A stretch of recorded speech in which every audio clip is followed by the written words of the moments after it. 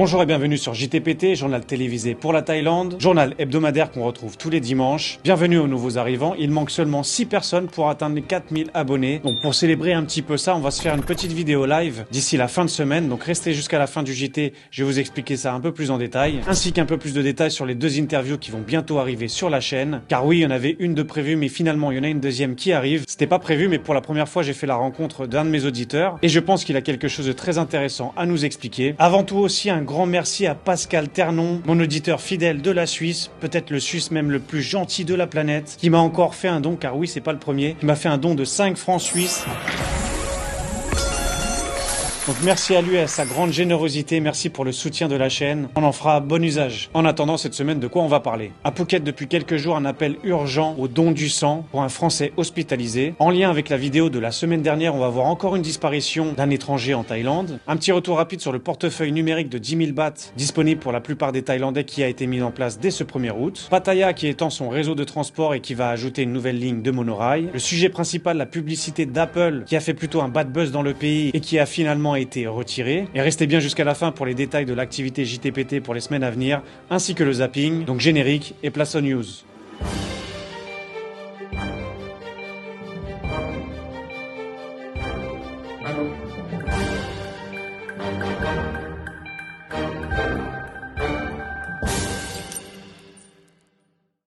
Donc on commence par l'appel urgent au don du sang pour un ressortissant français qui se trouve actuellement à l'hôpital à Phuket. Ce patient est du groupe sanguin O négatif et malheureusement ces personnes ne peuvent recevoir que du sang du même groupe. Donc la plupart des médias ont relayé l'info car c'est toujours d'actualité. Alors ce patient, un dénommé Florian, était venu tout simplement pour une infection alimentaire, même si parfois ça peut être grave aussi. Et ensuite ça a mal tourné, ça fait une embolie pulmonaire et des problèmes au niveau du cœur. Donc le sang a dû être nettoyé, malheureusement il en manque. Certaines personnes étaient étonnées car on voyait dans cet appel du don du sang que les personnes favorisées étaient celles du Royaume-Uni, de France ou d'Irlande. Alors ce n'est pas que c'est une préférence, c'est juste qu'en probabilité, il y a beaucoup plus de gens qui ont ce groupe sanguin O négatif. Ce groupe sanguin qui est extrêmement rare, par exemple en Thaïlande. Ensuite, admettons que vous ayez ce groupe sanguin O négatif. Avant de donner votre sang, il y a plusieurs critères à respecter, on va les voir ensemble. Avoir moins de 60 ans pour un premier don en Thaïlande, la limite étant de 70 ans. Aucune consommation d'alcool au cours des 24 dernières heures. Alors ça en Thaïlande déjà, ça va éliminer pas mal de monde. Avoir pris un dernier repas sain, faible en graisse au moins de 3 heures avant le don. Boire beaucoup d'eau, ça c'est pour fluidifier un peu le sang. Ensuite, pour faire un don, présenter une pièce d'identité en cours de validité, remplir le formulaire de don,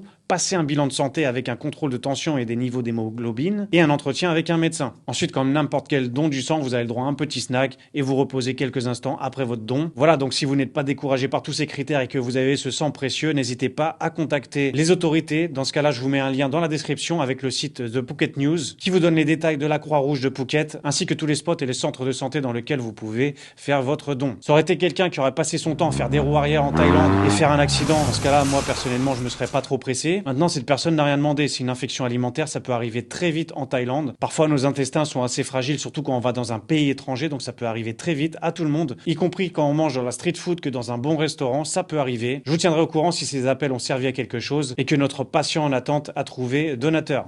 L'histoire se répète à nouveau, encore une disparition du côté de Bangkok. Cette fois-ci, la disparition d'un Britannique de 27 ans. On voit en détail avec l'article. Mr. Robinson s'est rendu en Thaïlande et a changé son vol de retour pour le Royaume-Uni, mais a raccourci son séjour pour revenir le 26 juillet. Cependant, il n'a pas embarqué sur le vol et n'a plus donné signe de vie depuis ce jour. Ses proches ont tenté en vain de le contacter. Une trace du signal de son téléphone portable a montré qu'il se trouvait à Bangkok le 26 juillet. Mais le signal a disparu ou a été coupé 5 minutes avant d'atteindre l'aéroport de Suvarnabhumi à Samut Prakan. Ses proches ont contacté l'ambassade britannique à Bangkok au sujet de sa disparition. En l'absence de progrès, ils se sont tournés vers les médias sociaux pour obtenir de l'aide. Alors là, déjà tout de suite, on peut relever l'important détail sur le fait qu'il devait faire ses vacances jusqu'au mois d'août et a changé d'avis, pour revenir bizarrement plus tôt. Alors bon, a-t-il tout simplement changé d'avis? Il s'est senti bien en Thaïlande, il a eu un peu le mal du retour et a voulu quand même prolonger. Maintenant, on a le droit de changer d'avis, mais le but c'est quand même de prévenir sa famille, son entourage. Donc là, pas de nouvelles, c'est pour ça que ça a été porté en disparition. Alors qu'est-ce qui pourrait expliquer ces fameuses disparitions qui, comme je l'ai dit la semaine dernière, ne sont pas vraiment des disparitions? La plupart du temps, on les retrouve, bien souvent dans un pas très bon état, mais les personnes sont vivantes. Et malheureusement, malheureusement, dans la plupart des cas, on ne sait pas vraiment le mot de la fin, on aimerait bien avoir des explications, mais maintenant tout le monde se pose la question, quel est ce syndrome de disparition? Alors le dernier commentaire de ma chaîne, justement, un de mes auditeurs a expliqué une éventuelle hypothèse, on va la lire ensemble. Donc c'est le commentaire de Younes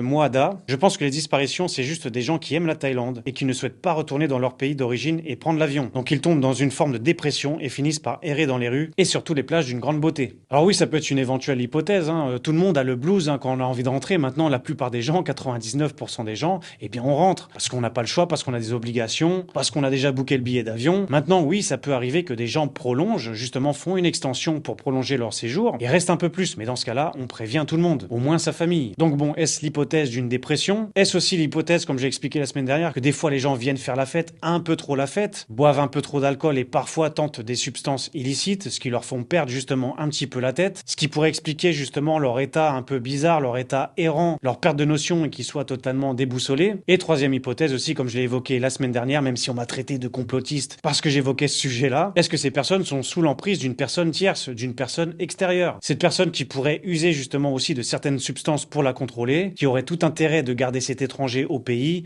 pour lui soutirer de l'argent, des objets, ou peut-être que c'est une question sentimentale, que l'étranger est tombé amoureux, qui ne contrôle pas ses sentiments, veut rester encore un petit peu de temps avec sa nouvelle rencontre. Maintenant, ça ne justifie pas le fait qu'il faut couper contact avec toute sa famille et son entourage. Et le fait aussi que la plupart de ces personnes-là, on les retrouve errantes, déboussolées et seules. Donc je vous tiendrai au courant sur ces deux cas, le cas de l'Australien de la semaine dernière et le cas de ce Britannique aussi en cours. Mais vous voyez, le fait d'en parler, de faire un JT, j'ai un de mes auditeurs qui a commenté, qui aurait rencontré l'Australien qui n'est toujours pas rentré. On lit ensemble le commentaire. Donc c'est Bloop du 77 qui avait commenté sur la vidéo. J'ai croisé l'Australien disparu cette semaine à Bangkok. Quelqu'un aurait le contact de son père, je ne l'ai pas trouvé sur le net. Ensuite, je lui ai demandé quand il avait croisé cet Australien s'il était seul ou non. Donc il m'a répondu, il était seul et niveau psy, on voit bien qu'il ne va pas. J'ai lu qu'il ne voulait pas parler à son père, mais je pense qu'il faut qu'il soit rapatrié. Il est en mauvais état, il ne ressemble déjà plus aux photos diffusées. Donc oui, là ça reste compliqué, hein. Si en plus de ça, physiquement, on n'arrive plus à le reconnaître, ça va pas aider les recherches. Donc vous voyez, le monde est petit, hein, même si Bangkok est une mégapole de plusieurs millions d'habitants, eh bien le fait d'en parler, on peut remonter un peu à la trace. Donc affaire à suivre pour ces deux cas, en espérant avoir de claires explications.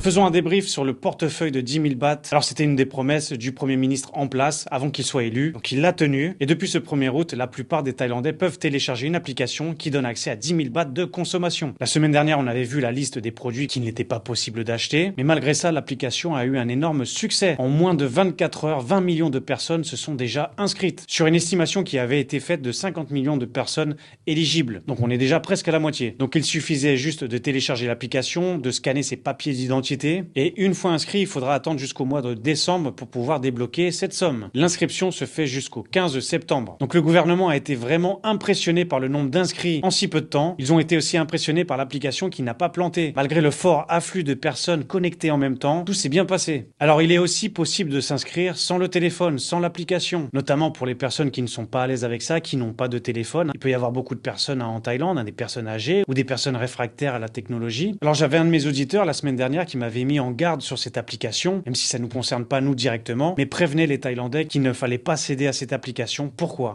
Qu'est-ce qu'il pourrait y avoir derrière ça? Eh bien c'est comme n'importe quelle application gouvernementale, c'est l'accumulation de données, de data. Et sa crainte quelque part peut avoir du sens. Pourquoi? Parce que j'ai déjà demandé à une personne thaïlandaise qui s'est inscrite sur l'application, et une fois inscrite, elle a vu son dossier, toute sa vie en détail, toutes ses dépenses, tous ses crédits. La personne était clairement à poil, il y avait toutes ces infos sur elle depuis le début. Donc bon, deux choses par rapport à ça. C'est que déjà les informations, ils les ont déjà, et c'est peut-être un peu inquiétant. Mais alors de deux, du coup, est-ce que je continue à utiliser cette application et lui donner tout mon train de vie, toute ma consommation en détail? Je ne pense pas que les Thaïlandais se posent la question. Donc maintenant, voilà, c'est à y réfléchir. Comme je le pense personnellement, dès qu'il y a une avancée technologique, on pense toujours que c'est pour notre bien, mais derrière ça, il y a des coulisses bien plus sombres par rapport à la traçabilité, par rapport à la surveillance. Maintenant, je vais encore me faire traiter de complotiste, mais bon, j'assume mes propos. Donc bref, revenons un peu aux chiffres et à l'application. Donc une fois que vous avez validé votre dossier, les 10 000 bahts seront disponibles au mois de décembre et pourront l'utiliser jusqu'à 6 mois après l'enregistrement. Donc l'État se félicite que les gens puissent dépenser cet argent pour le nouvel an de la fin d'année et le nouvel an thaïlandais, Songkran, qui est au mois d'avril. Donc tout le monde pourra utiliser leur portefeuille numérique pour en faire bon usage. Alors ce qui inquiète certaines personnes, c'est que ce portefeuille numérique de 10 000 bahts à 50 millions de personnes, eh bien ce financement n'a toujours pas été finalisé. Donc on ne sait pas dans quelle caisse on va devoir piocher pour financer ça. On rappelle que le montant total de cette opération devrait coûter 450 milliards de bahts. Bonne nouvelle pour les Pattayens, les gens de Pattaya. La ville devrait construire une nouvelle ligne de monorail pour désengorger la circulation. Alors du côté de Phuket, on aimerait bien ça, même s'il y a eu déjà des projets de tramway évoqués, pour l'instant, c'est toujours dans le tiroir. Donc là, une nouvelle ligne de monorail, la ligne rouge, qui fera un total de 17,37 km et qui comprendra 10 stations. Pour l'instant, il n'y a pas du tout de date de construction, mais le projet a été présenté à une audience publique le 30 juillet dernier. Donc projet à suivre, hein, toujours dans l'objectif de mettre plus d'infrastructures pour accueillir toujours plus de tourisme. Passons à la news principale, la compagnie américaine Apple qui s'excuse après avoir publié une publicité sur la Thaïlande. Alors que s'est-il passé? Alors Apple a produit une publicité d'environ de 10 minutes pour bien entendu mettre en avant ses produits, voir des gens qui utilisent les téléphones, les tablettes, les ordinateurs, les casques virtuels, avec un spot publicité sous forme d'humour. Malheureusement, c'est pas bien passé du côté de la Thaïlande et beaucoup d'internautes s'en sont révoltés. Alors ça fait un drama, hein, tout le monde en a parlé, les influenceurs en ont parlé, il y a surtout les opportunistes qui en parlent, histoire d'avoir plus de visibilité par rapport à leur contenu. Mais est-ce que ça vaut vraiment ce drama? C'est la question qu'on va se poser aujourd'hui. Alors pour comprendre un peu ce bad buzz, je vais vous mettre un petit extrait qui dure 1 minute de la vidéo originale qui dure 10 minutes. Ensuite, on voit ce qui a posé problème. Welcome to Thailand. This is so exciting. Ooh, there's mine. You've got to be kidding me. David, I'm happy. Well, I'm not happy. I'm tired and I'm sweaty and my bag isn't here. No. My nickname is Happy. Don't worry about your luggage. I'll find it easy squeezy. But I have nothing to wear. Anything to declare? Only that this is gonna be the best trip ever. จะไปไหนครับ Please take us to the Sunrise Paradise Resort. โปรดพาเราไปที่รีสอร์ทซันไรพาราไดซ์ I think he knows it.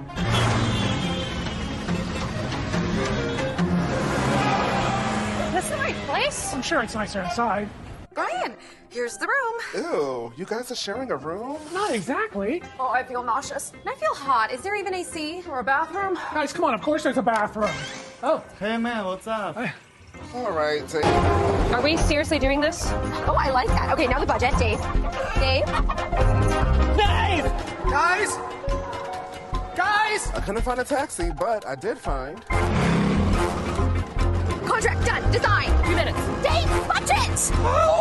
Pour expliquer un petit peu le contexte et l'histoire de cette vidéo, donc comme vous l'avez vu dans l'extrait, on voit plusieurs étrangers, des Américains, qui se rendent en Thaïlande pour un projet professionnel. C'est une compagnie qui envoie donc ces Américains prospecter pour chercher une usine de fabrication pour les besoins de leurs clients. Alors du coup, oui, il leur arrive des petites galères, des petits imprévus, tout ça tourné beaucoup en dérision. Alors clairement, qu'est-ce qui est reproché dans cette vidéo? Eh bien, les Thaïlandais ou parfois les étrangers vivant en Thaïlande décrivent la première chose, le fait que cette publicité montre une mauvaise image de la Thaïlande. Une Thaïlande beaucoup trop vieille, qui fait penser à un pays du tiers-monde. Ce sont leurs propos, notamment quand on voit les transports qui sont très vieux, le premier hôtel dans lequel ils arrivent, qui fait presque délabré, qui donne pas vraiment envie. Et ça va jusqu'au détail que l'aspect de la vidéo, il y a un filtre, ce qu'on peut appeler un filtre sépia, un filtre un peu jauni, qui vieillit un peu l'aspect de la vidéo. Donc ce qui est clairement pointé du doigt, c'est qu'on montre une Thaïlande trop vieille, peu développée, dans une ambiance des années 70. Alors c'est sûr qu'en visionnant ce petit extrait, on peut pas vraiment se faire un avis objectif. Donc je vous invite à regarder la vidéo entière de 10 minutes. Bon, c'est en anglais, il n'y a pas de traduction en français. Maintenant, il n'y a pas forcément besoin de comprendre tous les dialogues, on arrive à comprendre les situations. La vidéo était un peu compliquée à retrouver car elle a été supprimée par les plateformes, elle a été supprimée par Apple même, dû à ce bad buzz. Et ils se sont excusés derrière ça. Donc j'ai réussi à retrouver quand même la vidéo sur Instagram avec la diffusion complète des 10 minutes. Je vous mets le lien dans la description. Donc si vous voulez, faites pause sur le JT et regardez cette vidéo. Vous pouvez aussi trouver la vidéo sur l'article de toutelathaïlande.fr. Donc c'est important pour se faire son avis personnel. Alors on va relever quelques parties d'articles qui parlent du sujet. Malheureusement pour Apple, la nouvelle publicité tournée en Thaïlande est vite devenue virale sur les réseaux sociaux thaïlandais et de nombreux internautes en colère ont appelé au boycott des produits Apple. Patpisha Tanaka Sempipat, alors lui je le mets dans la liste de mes prénoms favoris, le porte-parole d'un comité thaïlandais de la Chambre des représentants a déclaré jeudi: les Thaïlandais sont profondément mécontents de cette publicité. J'encourage les Thaïlandais à arrêter d'utiliser les produits Apple et à passer à d'autres marques. Oui, alors bon, le boycott, j'y crois à moitié, car honnêtement, quand on a un produit Apple et qu'on en est satisfait, on peut pas faire machine arrière, on peut pas utiliser un autre téléphone. Franchement, c'est impossible. On peut dire ce qu'on veut, mais la qualité des produits Apple et leur fonctionnement font qu'ils sont dans le top du marché. Alors oui, il y a son concurrent direct Samsung, mais honnêtement, c'est pas du tout le même système d'exploitation. Moi, personnellement, j'y arrive pas. Il y a d'ailleurs le média Tiger qui a parodié un peu cette situation. On les voit répondre à l'appel au boycott des produits Apple. Donc tous les employés du bureau veulent être solidaires et mettre leur téléphone à la poubelle. Mais après avoir testé les autres téléphones, on voit les réactions. Packaging? What's that? Non, on est content de retrouver notre iPhone. Donc bref, tout le monde essaye de s'accaparer un peu de buzz autour de cette histoire. Pour sa défense, Apple a affirmé avoir collaboré avec une société de production locale en Thaïlande pour la vidéo, mais cela n'a pas calmé les critiques. Donc ils ont donné cet argument pour expliquer que aussi il y avait une production thaïlandaise derrière ça, mais non, ça n'a pas suffi. Alors le Premier ministre thaïlandais, lui, pour le coup, a plutôt défendu la compagnie Apple, était pour la vidéo, en précisant qu'il y avait deux faces à chaque médaille, c'est-à-dire qu'il peut y avoir du positif et du négatif. Car la Thaïlande est très soucieuse de ce qu'on appelle le soft power, ça veut dire la publicité positive, la bonne image du pays à l'international. Donc là, pour le coup, le Premier ministre n'était pas contre. Pourquoi? Parce que aussi, les businessmen, il aurait peur que la compagnie Apple ensuite boude le pays, ce qui, je pense, n'arrivera pas non plus. Alors moi, mon avis personnel sur la question, bon, déjà, on va dire que je suis pas vraiment objectif. Mais si, j'essaye vraiment de l'être. Alors c'est sûr que ça fait un petit peu cliché maintenant quand on veut tourner une vidéo en style comédie, ça tourne toujours autour des clichés pour faire rire. Et chez nous, on le connaît bien, c'est comme si on demandait aux Américains de faire un clip vidéo en France. Si dans ce clip vidéo, il n'y a pas une baguette, il n'y a pas un béret, il n'y a pas une 2 chevaux, malgré qu'on soit en 2024, eh bien j'arrête tout de suite cette chaîne.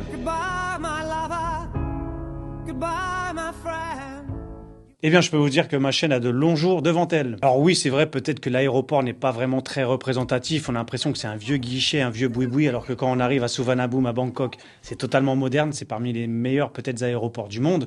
Oui, certes. Ensuite, on voit les touristes arriver à un vieil hôtel totalement délabré, avec un occupant déjà dans une chambre partagée, ce qui rend la scène un peu humoristique. Maintenant, juste après, ces Américains vont dans un autre hôtel beaucoup plus luxueux, justement, pour attraper un peu ce couac. Et ça, je trouve pas que c'est déconnant. On peut très bien trouver des chambres vraiment pas chères du tout, à 5-6 euros, des hostels, des chambres dortoirs, des choses un peu des fois, parfois délabrées, ça peut arriver. Et à côté de ça, on peut trouver vraiment des gros hôtels 5 étoiles. Maintenant, autant la vidéo montre un peu les clichés comme ça de la Thaïlande sur les côtés un peu vieillots, mais je trouve aussi que la vidéo a un peu de dérision par rapport aux Américains. Je trouve qu'ils se moquent un petit peu d'eux-mêmes aussi. C'est-à-dire qu'on voit l'attitude, par exemple, toujours un petit peu énervée, le côté impatient, le côté étranger un peu aigri, ça on connaît bien dans certains forums de Thaïlande. On voit aussi les Américains, notamment le personnage principal, revêtir tout un tas de différentes tenues. Alors ça passe du t-shirt avec écrit en gros Thaïlande, ça passe au débardeur de beauf avec l'imprimé des six-packs, des abdominaux. Mais ça c'est pareil, c'est pas déconnant, ça existe vraiment, on en croise facilement dans les rues. Et là c'est plutôt l'étranger qui se tape une mauvaise image, ou enfin du moins qui a beaucoup le sens de l'humour. Après, ce qui est critiqué, c'est qu'on montre uniquement les vieux transports, mais à la fois ces transports existent vraiment aussi. On peut trouver des navettes, des bus et des tuk-tuk qui sont totalement identiques à ceux dans la vidéo, mais c'est vrai qu'à côté de ça, il y a tous les transports aussi modernes, qui ne sont pas forcément montrés dans la vidéo. Ok. Maintenant, qu'est-ce qui fait le succès de Bangkok? C'est justement cette ville avec deux contrastes, la modernité et le côté très traditionnel, un peu ancien. C'est justement ce que viennent chercher les touristes, et c'est ce qu'aiment les touristes justement. C'est ce qui fait le charme de Bangkok, le côté un peu vieillot et le côté moderne mixé en même temps. Donc quelque part, je pense pas que ce soit vraiment une mauvaise publicité pour la ville. Je pense pas que la plupart des gens veulent en priorité voir les buildings. Si vous êtes plutôt fanat des buildings, dans ce cas-là, vous allez à Dubaï, vous allez à Singapour ou encore juste à côté à Kuala Lumpur. Enfin voilà, toutes les villes qui finissent par pour. Après, pour le filtre un peu sépia qui jaunit un peu la vidéo pour donner le côté un peu plus ancien, bon bah là c'est une touche artistique qui correspond justement aux images de la vidéo, de mettre en avant plutôt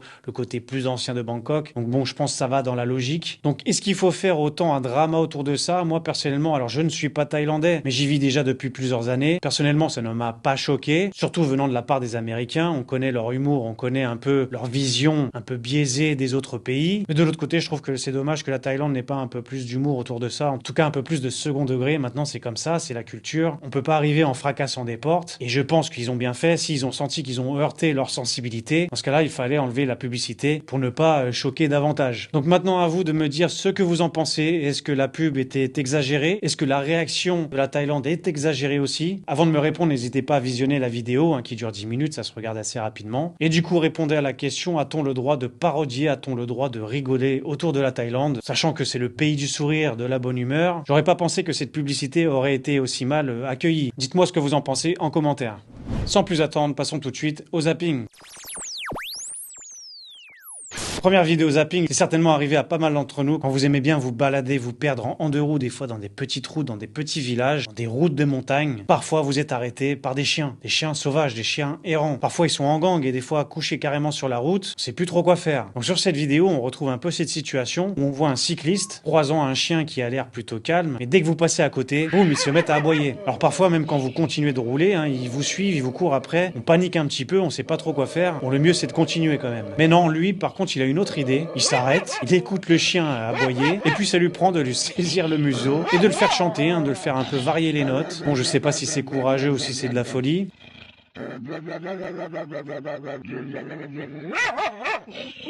En tout cas, à ne absolument pas reproduire, à part si vous ne tenez pas à vos propres mains. Donc comme je l'ai dit, deux solutions, soit vous foncez, ou soit vous faites demi-tour. Ça m'est déjà arrivé de faire demi-tour, car il y avait un gang de chiens au milieu de la route. J'ai dit bon, on va pas tenter. Deuxième vidéo zapping, eh bien, on va rester dans les animaux. Alors ça va faire plaisir à Gilles et Lolo, car ils aiment bien leur petite touche animale. Bah moi aussi, hein, c'est pour ça que je la mets. Donc là, ce coup-ci, on passe chez les chats, et c'est une activité qui pourrait éventuellement vous intéresser quand vous êtes du côté de Bangkok. Si justement vous êtes lassé des buildings, de la modernité, vous aimez bien les choses atypiques, ce qui confirmerait justement mon opinion sur la vidéo d'Apple, hein, que les touristes viennent pour les choses plus originales, plus authentiques et qui peuvent être un peu plus anciennes. Et bien là, pour le coup, on a un café guest house au nom de Siek Huatek ou Huatak, je sais pas trop vraiment comment on le prononce, mais ce café a la particularité de pouvoir vous faire un petit trip en bateau. Et pendant ce trip en bateau, eh bien vous avez des occupants, des chats qui sont totalement habitués avec les touristes à rester sur les bateaux, voire même de sauter d'un bateau à un autre. C'est incroyable. Donc pour tous les amoureux de chats et de balades en bateau, c'est vraiment le combo parfait. Et c'est vraiment quelque chose d'unique au monde, je pense. Donc j'étais tombé sur cette vidéo de l'Instagrammeuse. Maintenant, elle ne disait pas précisément l'endroit, donc j'ai fini par le retrouver sur Google. Je vous mets le lien dans la description si vous voulez faire cette activité, qui est d'ailleurs très bien notée, un 4,4 sur Google, sur 566 avis. Merci JTPT pour les bons plans. Et je n'ai absolument aucune commission, malheureusement. C'est tout pour ce JT, merci d'avoir regardé jusqu'au bout. Voyons tout de suite les événements à venir sur la chaîne. Donc je vous donne rendez-vous samedi prochain, à 23h heure thaïlandaise, ça fait 18h heure française. C'est un peu un juste équilibre entre les deux pour pas que ça fasse trop tard en Thaïlande. Donc samedi prochain, le 10 août, pour ceux que ça intéresse, session live. Comme ça, on peut échanger entre nous. N'hésitez pas à me poser des questions. J'y répondrai justement en direct. Je me rappelle du premier live en petit comité qui s'était très bien passé. Donc ça m'a donné envie de refaire une session avec vous. Donc c'est un peu pour fêter ces 4000 abonnés qu'on devrait avoir entre temps. Courant de cette semaine aussi, je vais enregistrer l'interview de mon invité que je vous ai déjà annoncé. Un artiste, vous verrez lequel. Et il y a quelques jours, justement, j'ai rencontré mon premier auditeur de la chaîne. Alors on se cache pas que c'est par facilité, hein, parce que la personne était dans le coin, on vit quasiment dans le même périmètre. Et du coup, tout simplement, on s'est rencontrés, hein, sans but précis, juste pour discuter un petit peu. Et en échangeant, en discutant peut-être plus de 2 heures avec cette personne, qui va nous parler de quelque chose autour de l'expatriation qui est très peu expliqué sur Internet. Donc merci d'avance pour toutes vos interactions, pour vos likes, pour vos commentaires, pour vos abonnements, ainsi que les partages à vos amis. Donc rendez-vous samedi prochain, 18h, heure française pour le live, ainsi que dimanche, il y aura toujours le JT. Oui, je ne l'enlève pas, je vais faire les 2 vidéos en même temps. Week-end chargé. Ajoutez mon Instagram pour voir les vidéos au format court. Restez informés, c'est rester éveillé. Prenez soin de vous et à ce week-end. Ciao!